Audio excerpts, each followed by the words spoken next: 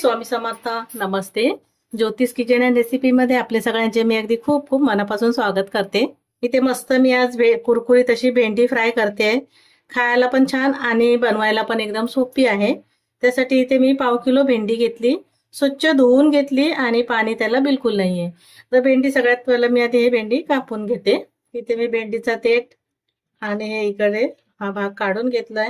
आणि भेंडी जास्त जाड पण नाही कापणार आहे, थोडीशी अशी मी लांबट कापून घेते. थोडी अशा प्रकारे मी असे कापून घेतले जेणेकरून थोड्या बिया पण निघल्या. जास्त जाड पण नाही ठेवत आहे मी, मध्यम असे करते आणि एकदम पातळ पण नाही.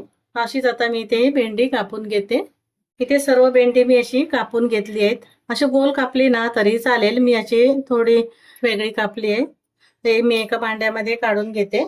इथे भेंडी एका भांड्यात काढून घेतली. आता चवीप्रमाणे मीठ घालून घ्यायचंय, जशी भेंडी असेल त्याप्रमाणे. मी ते आता हातानेच थोडा मिक्स करते, जेणेकरून थोड्याशा बिया निघाल्या ना तर त्या काढून टाकायच्या. कारण जेव्हा फ्राय करणार त्या मग बिया येणार ना त्याच्यामध्ये, त्याच्यामुळे मी अशा थोड्याशा क्रॉसमध्ये कापून घेतलेत आणि बिया निघतील. त्याच्यामुळे अशा बिया निघाल्या असतील ना त्या थोड्या काढून टाकायच्या. अशा मी जेवढ्या बिया निघतील ना त्याच्यामुळे हातानेच असं थोडं हलकं हलकं मिक्स करून घेते. इथे मीठ घातलं आणि व्यवस्थित असं मिक्स करून घेतलं आणि जेवढ्या शक्य होतील ना तेवढ्या बिया मी काढून घेतल्यात. सर्व तर निघणार नाही, पण जेवढ्या निघतील तेवढ्या काढून टाकायच्या. आता याच्यामध्ये मसाले घालून घेते. मी हळद घालते 1 चमचा एवढी, लाल तिखट आहे, मिरची पावडर अर्धा चमचा घातली आहे, धना पावडर घालते अर्धा चमचा, थोडासा गरम मसाला एकदम 1/2 चमच्यापेक्षा पण कमी घातलाय. इथे आम्ही ओवा घेतलाय, थोडासा छान स्वाद वाटतो असा ओव्याचा.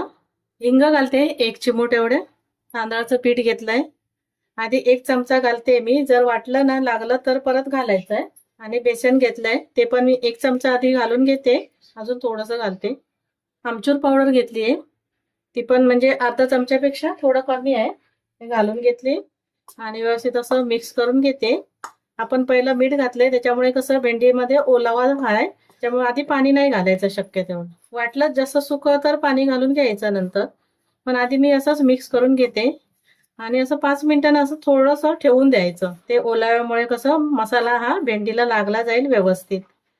इथे सर्व मसाले टाकले आणि 5 मिनिटं फक्त मी असं ठेवून दिलेलं.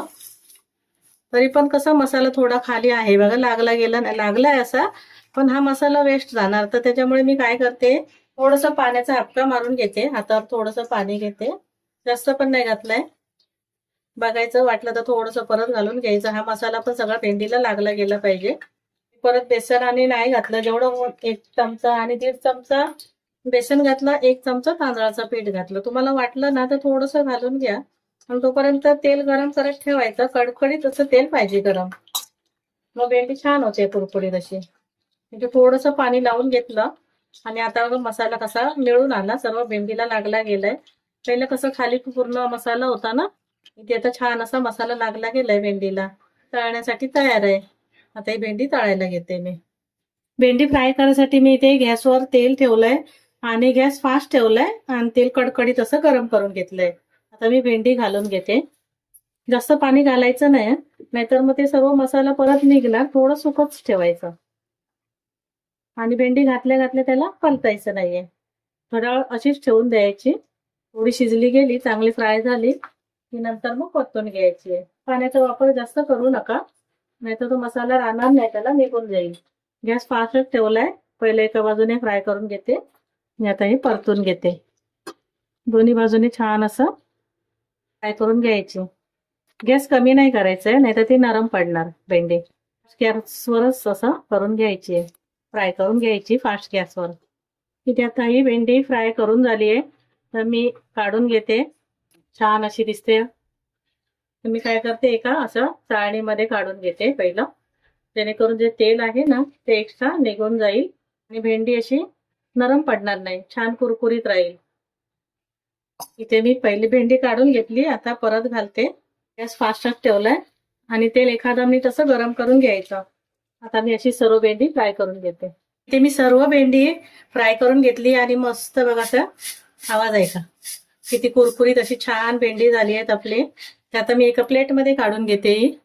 इथे झटपट अशी आपली भेंडी फ्राय तयार झाली आहे. प्रवासाला जाताना अगदी तुम्ही घेऊन जाऊ शकतात किंवा मुलं पण आवडीने खातील. ज्यांना भेंडी आवडत नाही ना ते पण असं आवडीने खाणार अशी भेंडी करून दिल्यावर. तर तुम्हाला माझी रेसिपी आवडली असेल तर लाईक करा, शेअर करा, सबस्क्राईब करा. पुन्हा भेटू आपण अशाच एका नवीन रेसिपी सोबत. धन्यवाद.